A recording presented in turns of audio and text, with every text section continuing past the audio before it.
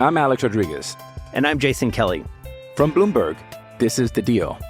Each week, you'll hear us in conversation with business icons. This show will explore deal-making across sports, media, and entertainment. That is a harsh lesson in business. Sports is not as simple as bringing a bunch of big names together. I didn't want to do another stomp you out speech. It opened up so many more doors. The show is called The Deal. Listen to The Deal. Listen to The Deal on Spotify. Hey there. Did you know Baker's always gives you savings and rewards on top of our lower than low prices? And when you download the Baker's app, you'll enjoy over $500 in savings every week with digital coupons. And don't forget fuel points to help you save up to $1 per gallon at the pump. Want to save even more? With a Boost membership, you'll get double fuel points and free delivery. So shop and save big at Baker's today. Baker's, fresh for everyone. Savings may vary by state. Restrictions apply. See site for details.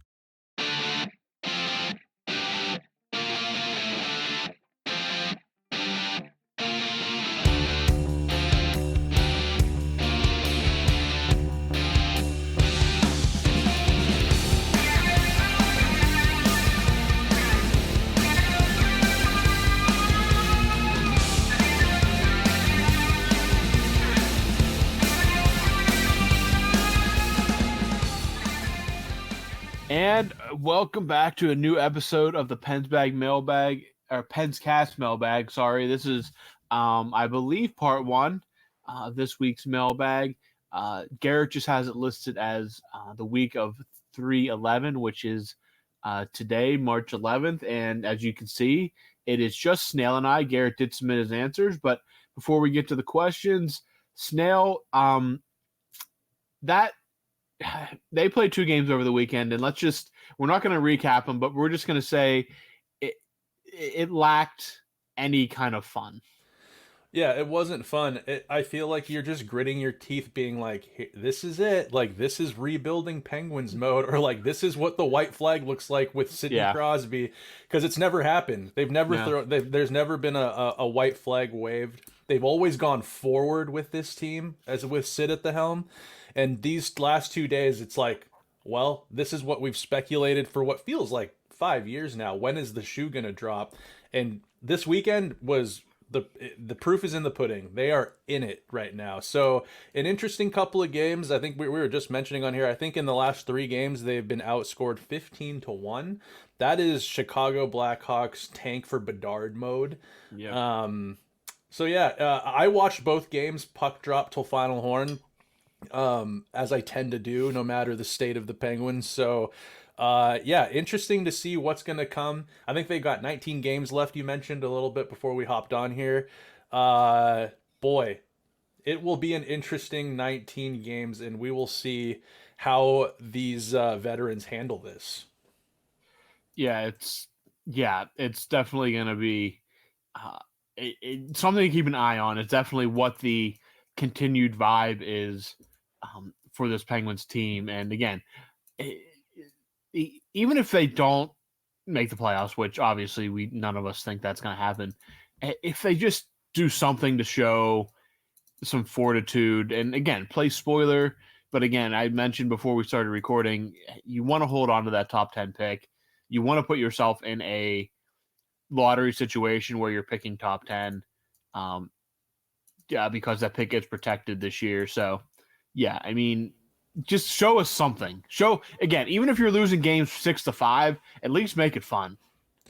Are you in a place where you would like to see them call up some baby Penguins and maybe sit, like, do we, if they're like, let's say in 5-10 games, they're firmly out of it. Do we really need to keep seeing Rickard Rakell out there fumbling the puck around? Like, or do we really need to see Riley Smith out there kind of slowly changing every time he's on the ice? Like, could we bring up some guys like Sam Poulin, or I don't know, anybody that's in the AHL and just get it, like, I don't know, have something to kind of like something new to shake up the vibes with this team or whatever? Would you be in favor of seeing something like that? I'm definitely in favor of seeing some of these younger guys, especially like the guys that have kind of been on the cusp of a call-up all year. Sam Poulin, if he doesn't get hurt, he's probably called up at this point already, but unfortunately, he's been fighting back from that. Wilkes-Barre is in the midst of a pretty heated battle for a playoff spot in the AHL. Are they? Yeah, they're right in the thick of a third. I don't know exactly. I think it's the top 4 in each division get picked. So they're like right in the thick of a playoff spot right now. So it'll be interesting to see how this is all handled coming down the stretch here with those kids. I'm sure getting them as much ice time as possible is super important. So we'll see how that all plays out. Well, in that case, don't come up. I don't want to see any of them. Like if they're fighting for a Calder Cup, if they're trying to gear up for a Calder Cup run, let the boys run. I don't care. They have nothing to play for up here. Yeah, I mean, I don't know exactly who would be at the top of the list for a call-up. Obviously, Poulin would be one of the big names. Raheem's a Hornet, but he's already got a run in the NHL this year. Yeah, I mean, Joel Blomqvist, you just got to keep playing him down there as much as possible, basically, just to keep him. He's been having a really good season. So, yeah, it's great to see him get to North America and have that success because he's a key part of this rebuild we've been talking about. Is Owen Pickering up with the AHL squad yet? No, his junior season's not over yet. Okay. And then, yeah, no, I'm not even going to bring up Yager, but I'm curious I'd like to see that Owen Pickering get a run in the AHL. Yeah, he will. I think the plan is once his junior season is over, he did play some AHL games last year after his junior season. I'd expect the same this year. And his very small sample size last year, he looked pretty good. He looked kind of where we expected him developmentally. So, yeah, he did show promise, and it'll be interesting to see how much more he developed this season. Well, right on. Go Wilkes, go baby Penguins. Yeah. All right, question time. Yep, let's get into some questions. Yep. You're taking question 1, I'll take 2, and then we'll switch off reading Garrett. So I'll read you question 1 for you, coming at you from Tony Gale. Tony Gale asks, I don't. Wait, let me see. This is a quote. This is a quote. Okay, I see. I don't know. It's probably a better question for them. Was Sid's response when asked what the message was that the Penguins management is sending by trading away our beloved Jake Guentzel?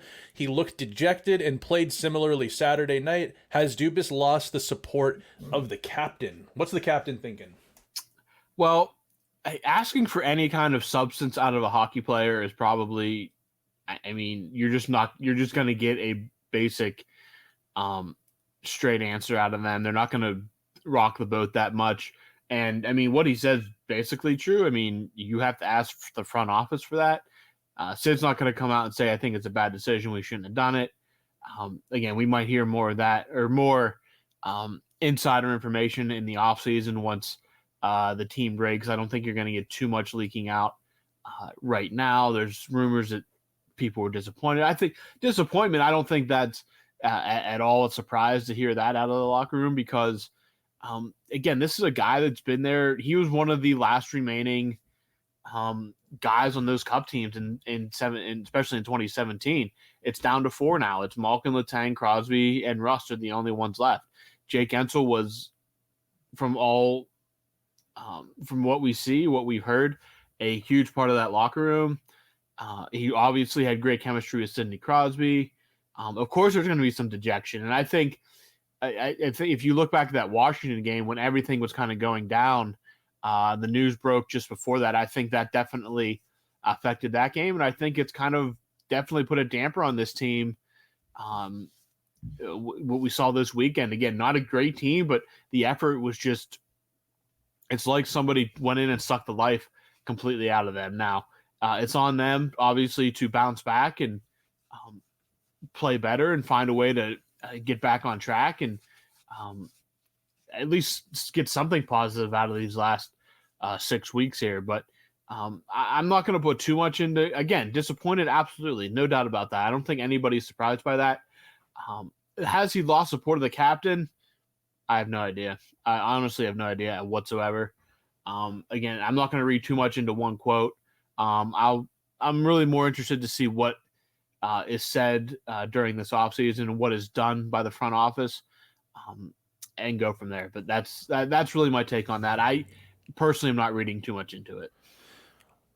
Just quickly, also, I think that it's probably really like premature right now to be pondering whether Dubas has lost the support of Sid. They had long talks before the season even started. You'd have to think that there was a break glass in case of emergency plan in place for like if this were to happen, if the Penguins soil themselves down the stretch. What would kind of the tentative plan be? And I'm sure Sid was definitely a part of those talks. The other thing is like, dude, like realistically here, this is the first time in Sid's NHL career that he's dealing with this scenario of waving the white flag, of being sellers at the deadline.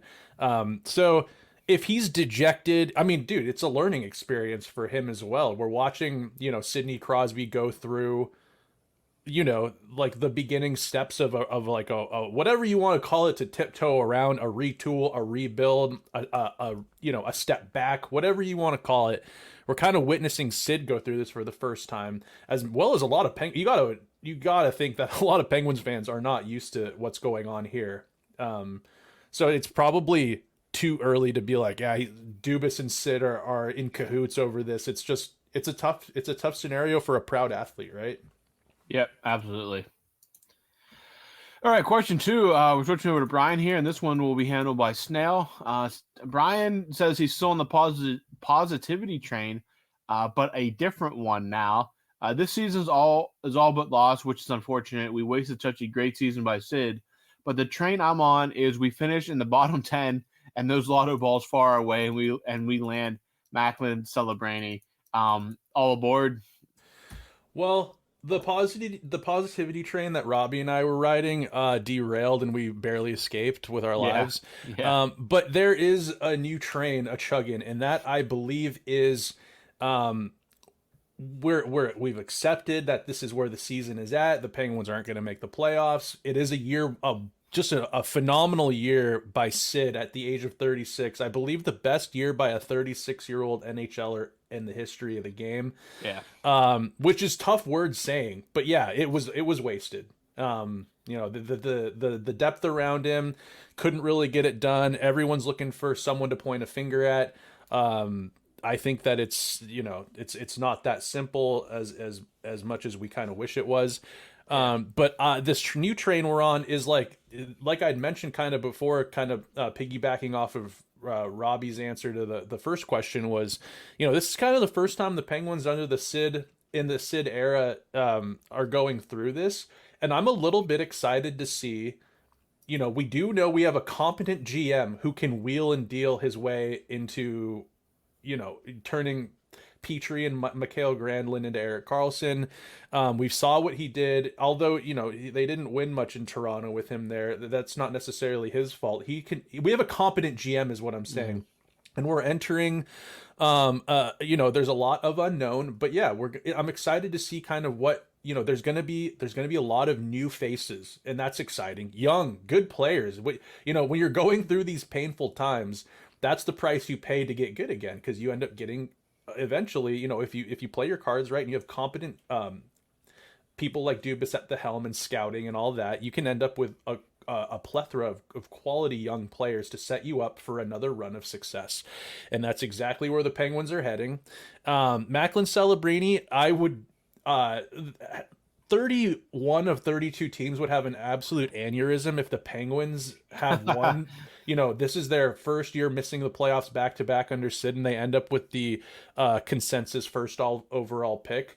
I mean, that would I almost feel like that would be something that would happen. I think we talked about before we hopped on here, there was a point where, the Penguins lost the Habs in the bubble, and it was Alexis Lafreniere's draft year, and they're like, oh boy, the Penguins are going to get the first overall pick because they get bounced in the play-in or whatever it's called.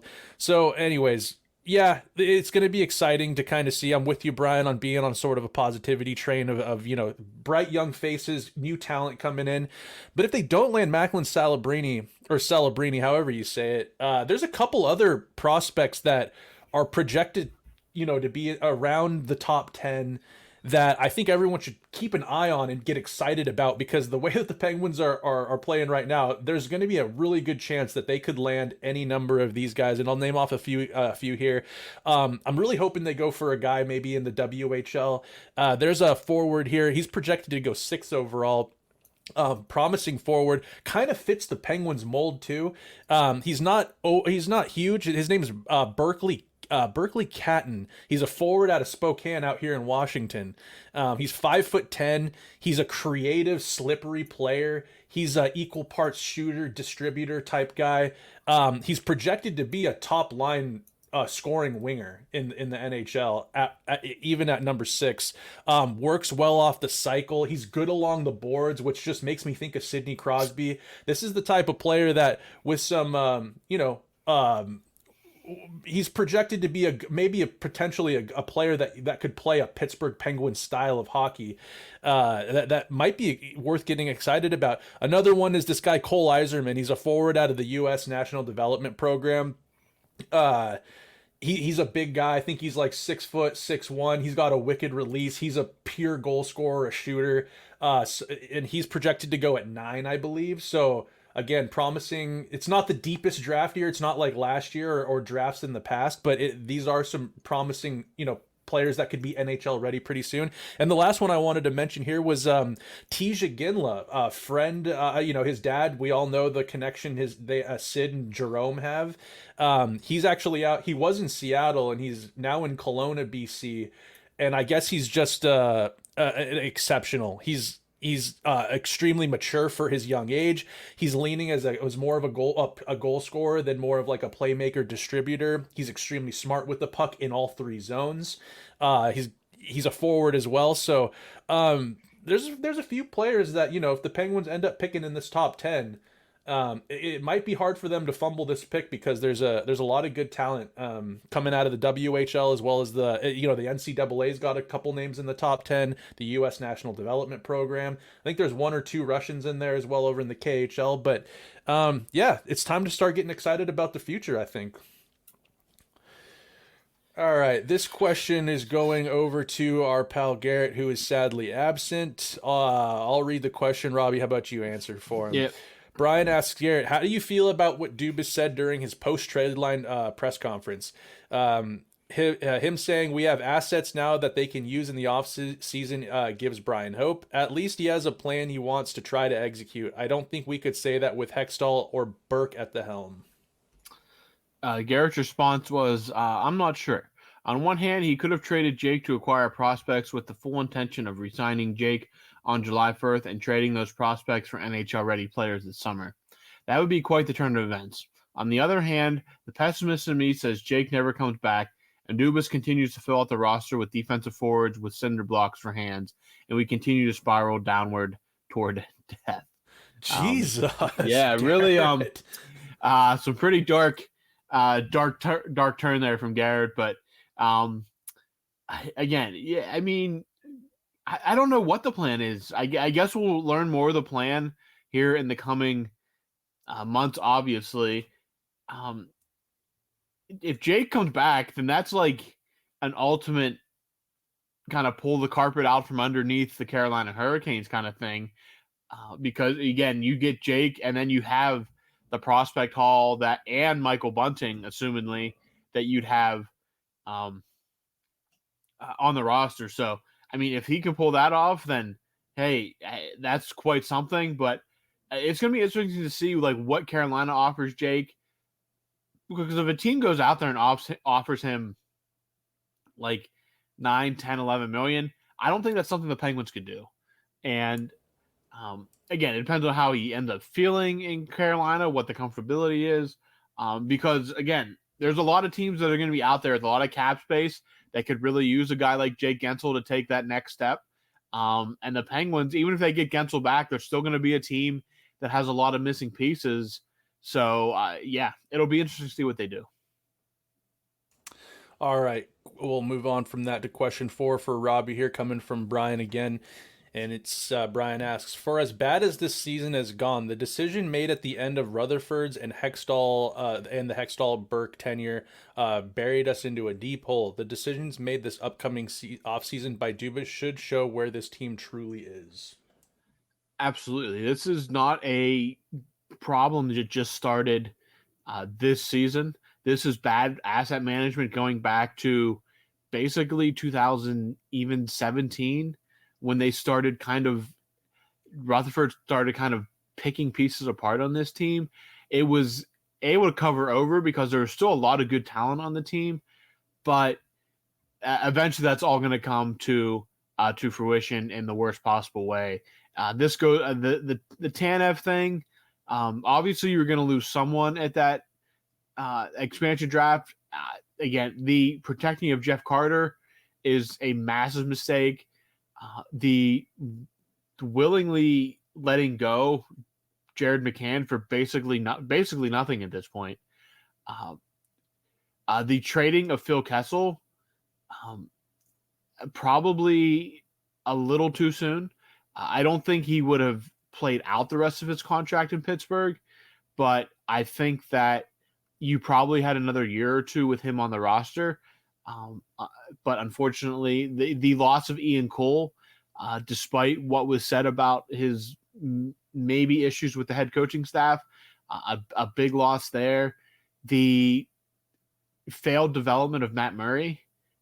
Again, that is going to be one that I want to see like a documentary on. Needs to be studied. Yes, that needs to be studied because that's not just on the Penguins, but just so many mistakes in asset management that going back to Jim Rutherford, that eventually it was all going to come to a head, and that's where we're at now. I'm Alex Rodriguez. And I'm Jason Kelly. From Bloomberg, this is The Deal. Each week, you'll hear us in conversation with business icons. This show will explore deal making across sports, media, and entertainment. And that is a harsh lesson in business. Sports is not as simple as bringing a bunch of big names together. I didn't want to do another stomp you out speech. It opened up so many more doors. The show is called The Deal. Listen to The Deal. Listen to The Deal on Spotify.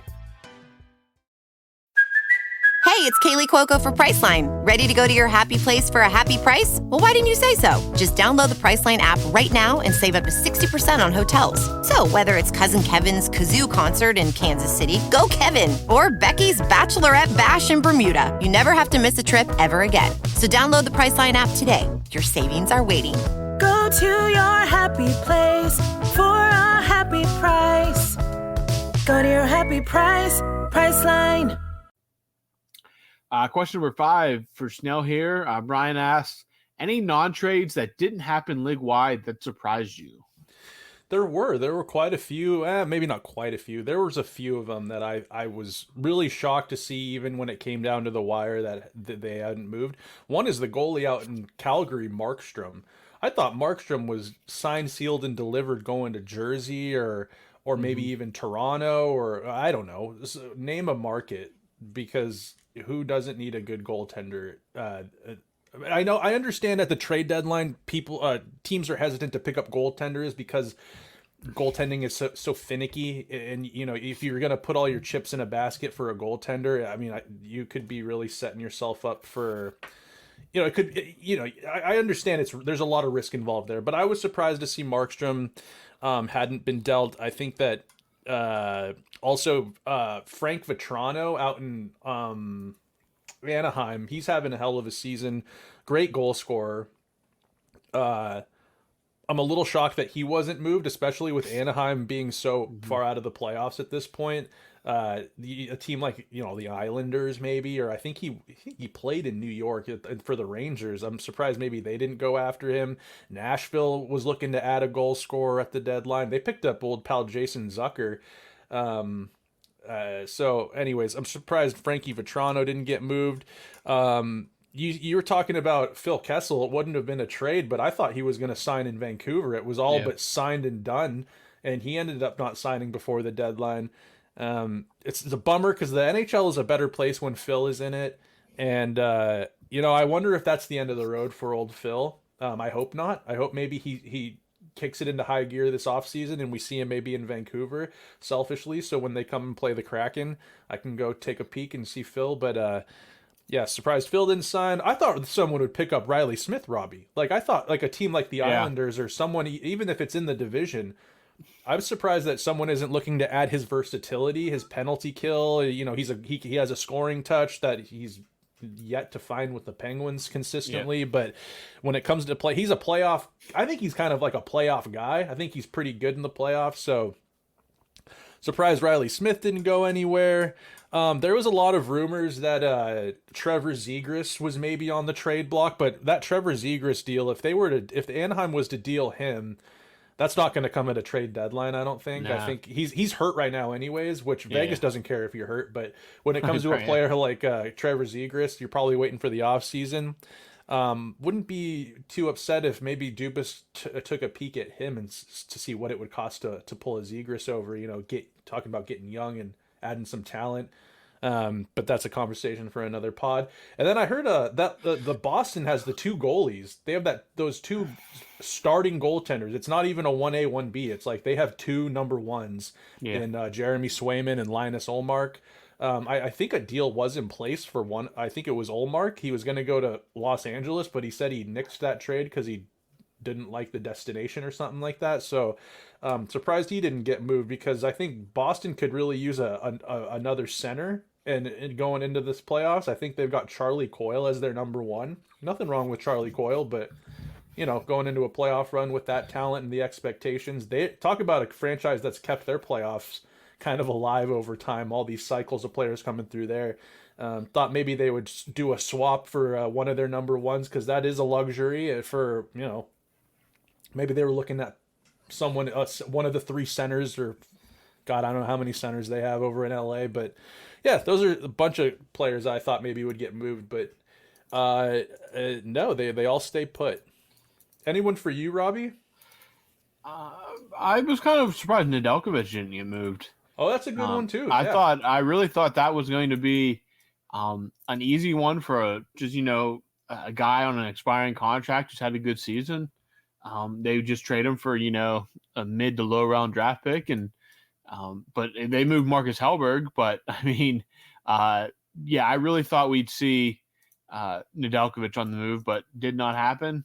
Another one, like you said, Riley Smith was one that definitely surprised me, just because he still has that pedigree from last year and just being that kind of player that GMs kind of swoon over. I really thought he'd bring in a pick or something like that, but yeah, no deal done there either. So those are two of the ones that really kind of stuck out to me more than anything. Absolutely. All right. Question number 6. This one was going to Garrett, but I will read it and Snail can read off Garrett's answer. The return for Jake is underwhelming, but I think Bunting is a guy we need in this lineup. We talked a lot about not having grit and getting pushed around, and he'll solve that some. I just would rather have been Ned for him straight up. Bunting, Garrett's, or no, you read the answer then. Sorry. Garrett says Bunting is no slouch. He produced alongside Matthews and Nylander. He looked fired up on Saturday and Sunday with Sid. So while I think he will likely produce more offense than Riley Smith has, I'm just not over losing Jake for mid-tier prospects. And I'll quickly give my thoughts on this to piggyback off of Garrett's answer here. Bunting is the player that the Penguins need. He is a player, but like I think we had all talked about at different points here, or maybe it was with Garrett. I can't remember. I was talking about it with somebody that it's like if you wanted Bunting, did you have to give up Jake for him? Like, yeah, I'm sure they could have gotten that deal done with a number of other players on this roster, but maybe I have no idea what I'm talking about. Maybe the owners and the power that be over in Carolina wanted nothing to do with anyone else on this roster. And if Bunting was a player they were looking to part with for maybe a little bit of extra scoring touch, maybe there were other teams interested. You never know, but we all know Dubas loves his Sault Ste. Marie boys, and I hate Bunting. For years, I've hated seeing him in Toronto whining at refs, and he's not a diver, but he definitely will do what he can to get calls, and he's tough on the refs. He actually, maybe him and Sid will get along great because they both love to give it to refs every now and again. Bunting is one of those guys though that he's extremely emotional out there, and I think when you poke the bear with Bunting, he's better. And I will take a guy on my team 7 days a week and twice on Sunday, a guy that you need to tell to chill out, than someone you need to kick in the ass to get going, and that's what you're getting in Bunting. I like Bunting going forward in the top 6 for this team, and maybe he's a guy that the Penguins end up having to part ways with. You never know, depending on how this team we'll see in the offseason. But I think that if the Penguins are looking to kind of stay competitive next year, you're going to need a guy like Bunting, because he is a player that what he brings, the Penguins have been missing for, I think, a couple of years now. So, Robbie, you got any thoughts on the return for Jake and Bunting being added to this roster? No, I think we've talked about a guy like Bunting being on this roster for a while, and you finally get him, and let's hope that once he gets settled in and acclimated, that he can kind of show why he was the piece coming over from Carolina, because I think he definitely brings a style of play that they've been missing, and if he can find a way to meld with Crosby, not saying he's going to score 40 goals, but anything to help that offense is much appreciated right now. 100%. All right, question number 7, going over to Robbie again here from Brian. I may be the minority here, but I think that Raquel should be on his off wing on Sid's line with Rusty. Any thoughts on that, Robbie? I think Rickard Raquel should no longer be on the Penguins, is my opinion on that. I wholeheartly agree with you there. Yeah. Again, it would not have been an easy contract to move at the deadline, and it's still not going to be an easy contract to move this offseason, but I think that that's one that Kyle Dubas needs to try to trade in some form or fashion. But no, I just don't think he should be on the Penguins. He's just very disappointed this season. I was happy last season, but this season was maybe a reality check in a way. Very disappointed with how he's played this season. I loved what he brought when he came over from the Ducks. Yeah. I loved that. But I was one of the ones, and I'm usually not. I'm usually glass half full guy. But when I was the one who said, "Dude, we really have to re-sign him." Like, did we really have to re-sign him? I just didn't. I liked what he brought in the playoffs, but I thought he kind of has this. My problem with Raquel is I know that he can score. I know he can score. He has a scoring touch, but he doesn't look like he's out there and hates losing. He doesn't look like a guy that's out there and can get bothered much. He kind of has this demeanor of he kind of floats.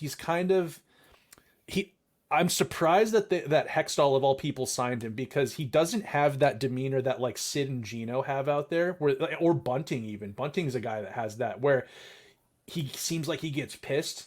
It's an aggressive, fast sport. If you're out there kind of lackadaisical, he doesn't, when he misses, I don't know how he feels. I'm not trying to say I know how Rickard Raquel feels, but he's been in a slump all season. He doesn't look like someone who's out there that's like, give me an opportunity. I need to get out there. I need to prove that I can score in this league. That this is not who I just don't see that fire in him very often. He kind of just loafs around and floats. And he, this year I've just noticed that Raquel falls a lot, dude, on the ice. He every shift almost he's on the ice for some reason. He's fallen down when it looks like he's trying to, knock the puck out of the arena or blow it through the goalie's chest, and he just ends up on the ground, and that kind of bugs me. It looks odd.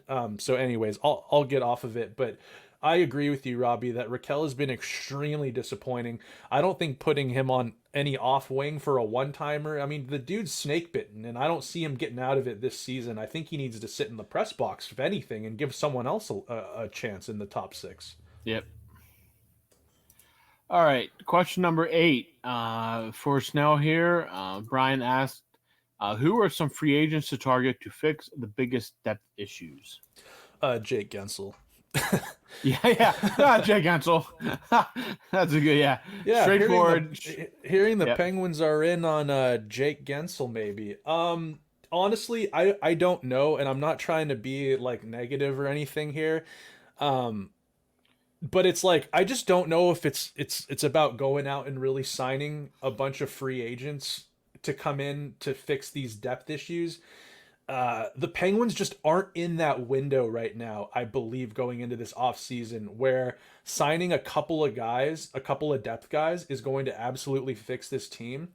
I think that maybe there's a hockey trade or two out there to be made. I'm not looking to sign a free agent guy and pay him. There's not a lot of free agents to be locked up anyways these days anymore. Teams that want a guy, they sign him before they become a free agent. I'd love to see a trade for maybe a younger guy with some term. So I guess I'm not really answering your question there, Brian, but I'd be honestly taking a peek at maybe one of the young guys up in Ottawa, maybe trading a veteran for a young guy up in Ottawa. I know that they got that Ridley Gregg guy who's been the center of attention for his antics with Toronto not that long ago. They've got that Shane Pinto who not the greatest reputation right now for something to do with gambling, but I'm not too worried about what he's doing in the offseason with his his online gambling shit, honestly. Yeah. But Ridley Gregg, Shane Pinto, they've got that Brandstrom kid, Shabbat. They got a lot of young players that they've collected over these years, a lot of young draft picks that have that are either needing to get paid or they've gotten paid, and they're just there's a stench around Ottawa. So I'd be looking to maybe acquire a young player from them for a veteran. Anaheim, I don't know. I'd be looking at Trevor Zegras. I know that that's a polarizing player.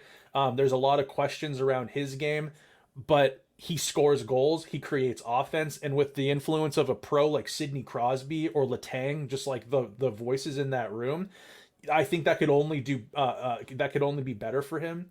I think he's got a year left, or maybe I don't know if Zegras either. I think he signed late this year, and he's got maybe like a 2-year contract at like 4 something. I'd be looking at not free agents necessarily, Brian, but I'd be looking at young players with some term, young promising players. Essentially, that's who I'd be looking at. Robbie, what do you think? Yeah, I mean, I haven't really looked at the field of free agents too intently, but I think it's going to take a mixture of free agents and a trade or two to get it done. So, going to be interesting to see how Kyle Dubas handles this upcoming free agency offseason period. Agreed. So yeah, it will be interesting to see this offseason. This offseason will be one of the big, I feel like we say that every year now, but it'll be a big offseason for the Penguins and Kyle Dubas. All right, moving on here to a question for Garrett. I'll read it off and Robbie will answer it. Question number 9. Any chance Garrett is going to, this must be from Brian. Any chance Garrett is going to 4 Chord Fest? Heavy lineup for both days. Garrett says, day one lineup looks great. I love ADTR, TSSF, and the state champs. Might have to check out some of their other artists I'm not familiar with. I don't have tickets yet, but that could change. What is 4 Chord Fest? Is it idea. I'm assuming it's a music festival, probably taking somewhere in or around Pittsburgh. Oh yeah, it seems it's in Cary Furnace, Pittsburgh, Pennsylvania. Yeah, that's one of the smaller towns, like outside the suburbs. Sponsored by Pabst Blue Ribbon. Yep, looks like it's it's kind of like a Vans Warped Tour light. Oh, okay, yeah. Looks like we got a day to remember the story so far since his fail. State champs. Military Gun, great band. Motion City Soundtrack, Get Up Kids, Reliant K, haven't heard them in 15 years. Yeah. The All American Rejects. So it's like a pop punk emo kind of festival. That sounds like a lot of fun. Yeah. When is this? June? Don't know. Anyways, right on, Garrett. Garrett would be at something like that. Yep. Although Garrett said he doesn't really like to get into the mosh pit. He likes his VIP tickets where he can sit and enjoy himself from a distance. So wonder how Garrett would fare at a festival where you're on your feet all day. Probably not well. Probably not.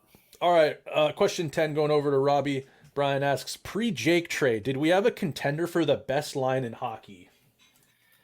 I mean, you at least, when healthy, you at least had 2/3 of one of the best lines in hockey. It seems like they could never find an answer for the right wing, but I think when Rust was really on, I think you absolutely have a top 5 first line in the NHL. There's no doubt about that. But again, this year, I mean, Rust was out for however long. Guentzel was out up until he was traded. So it was never any kind of consistent play there from that top line. But when healthy and when working together, absolutely, I'd say one of the best top lines in the NHL. I think 5-on-5 for a long time, even on a year they missed the playoffs, they were, I think, the best. Yeah, they're right. Yeah, they're right. They're always right there if they're all healthy and performing well. Yes. And then, would you say that maybe that line, the Sid and the Kids line with Guentzel and Sheary, might have been the best because they won the cup, I think, with that line intact, did they not? Say it again. Sheary with Guentzel and Sid, the Sid and the Kids. Oh line? yeah, that line. Yeah, anything. Basically, anybody you could get that could skate with Crosby and Guentzel was a bonus. It was more or less could they keep up. Sheary again was not a great goal scorer, but he possessed the puck. He could distribute the puck. And his brain worked kind of in the same way of Sid and Jake's. So it just kind of all made sense, and they could make it happen. So, yeah, Sheary, Rust, any of those guys that can think like Crosby and Guentzel made for a potent line combination. Agreed. All right, question 11. Brian asks for Snell here. Anyone else thinking that Sam Poulin should be called up to see what you have in him? What does it hurt at this point? We were just talking about this before we hopped on with talking about the Wilkes-Barre Scranton Penguins, and that's what I was saying. But I guess he's hurt right now, coming back from an injury. Is that I what think you're he's saying, on his Robbie? way back from it. Yeah, I think he's on his way back from an injury. That he's had a hard time staying in the lineup, huh? Yeah. That's unfortunate because I think he's been kind of developing into quite a young player. He'd probably be a great player in the bottom 6, but I think he was in the player assistance program for a little bit, and then I think he's had his fair share of injuries that he's had to bounce back from. So I'm on board with that, though. I think that actually, I'm going to walk that back. We were talking on here before. I guess that the Wilkes-Barre Scranton Penguins are fighting for a playoff spot right now. Yeah. And for a player like Sam Poulin, who's yet to really crack in the NHL lineup, or at least I think he's made his debut. He's had a few games, right? He's played in the NHL. Yeah, it's just not come together for him. I think that a playoff run with the Wilkes-Barre Scranton Penguins is actually what a player like Sam Poulin could really. I think that he needs that in his development. So, I think the more meaningful games for him, actually, contrarily, would be at the AHL level. No need to put him up in with the Penguins. If they fall out of a playoff, and it's dead for them down there. Then of course he should be up here trying to. Figure out the NHL game on a consistent basis. But I think Robbie and I are both maybe on the same page here that he should probably just, once he gets healthy, stick around with the baby Penguins and see what he can do down there and have some actual meaningful games. Yep, agreed. All right. Question 12 here, last but not least. It's from Brian again, and it's for Garrett, but I will read it, and Snell can read off the answer here. How, after all the talk about me loving running and knowing what I do for a living, is Garrett going to say he'd cut my legs off? Taking my moneymakers is not Cole, Junior. Junior. Like Brian's like his grandfather. Garrett says, I will once again go on record to say I would gladly cut Brian's legs off and or his arms and head if it meant we could get Jake back this summer. Going full cartel on him. Surely he'd understand it's the price of doing business and having a good hockey team. So yeah, I don't know. You got any thoughts on that, Robbie? No, I mean,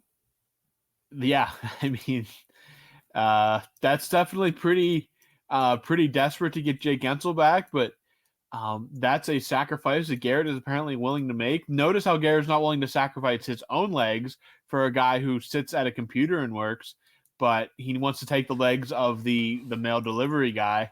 So I guess his sacrifice is Not exactly, he's not that desperate, but he is desperate enough to cut off the legs of our dear friend Brian. So that says more about Garrett than it does Brian. It does. It's very illuminating of where Garrett's mind goes. Yes. He's really, really, really upset about this Jake Guentzel trade, as you can see from this mailbag. But how do you think Jake would feel if he came back to Pittsburgh and Dubas was like, yeah, a local podcaster actually cut off a postman's legs to get you back here. That's what really helped transpire this deal. You think Jake would be like, oh my God? That would definitely be. Yeah, imagine that leading the nightly news. Jake Guentzel re-signed in Pittsburgh after podcaster maims mail delivery man. It's like instead of, like when someone passes away in an organization, they wear those little stickers on the helmet that say their initials. Yeah. The Penguins just all wear, in solidarity, like a U.S. Postal Service with like little stick legs, and it's like in solidarity with Brian's legs. It has his initials. It has his initials, yeah. Well, there you have it. That's 12 questions. That is. Done. Penguins play, I believe, tomorrow. Unfortunately, they have 19 of these left, ladies and gentlemen. So they play on Tuesday in Ottawa against the Senators. Then they have 3 in a row at home, including another weekend back-to-back. So far, they are 0-2. They are 0-4 in weekend back-to-backs this month. But Thursday they have the San Jose Sharks in town, a team that they scored, I believe, 10 goals on this year, back in a touchdown and a field goal. Yeah, they won 10-2 back in November, which feels like a lifetime ago at this point. We thought they were going to lose to them too. Yes, we did. We really did. And they ended up sweeping that California road trip. We thought everything was going to be all right at that point. But yeah, you get the point. Then they have a back-to-back this weekend against the New York Rangers on Saturday and the suddenly falling Detroit Red Wings. So a desperate Detroit team will be here on Sunday. So again, we talked about the Penguins playing spoiler. That could be a very good opportunity for that. But yeah, after Tuesday, 3 in a row at home, and at least for Snail, I think Snail and I will be back in the review booth here. Hopefully we have something better to talk about. Snail asked if we were going to review this weekend's games, and I said absolutely not. That is just pathetic. That would just be painful to relive that all over again. Yeah, so that's where we're at. I don't know about part 2 of the mailbag. Looks like Garrett only set one part, so if we do another mailbag part, we'll be back later in the week. As for Snail, I will let him wrap this up. I will talk to you guys later this week. We'll be back Tuesday evening for a post game. Garrett actually had mentioned to me, I think that he will be present for Mailbag Part 2 coming up on Thursday. And with that, we will talk to you all soon. For Robbie Noggle, I'm Snail. We will talk to you all very soon.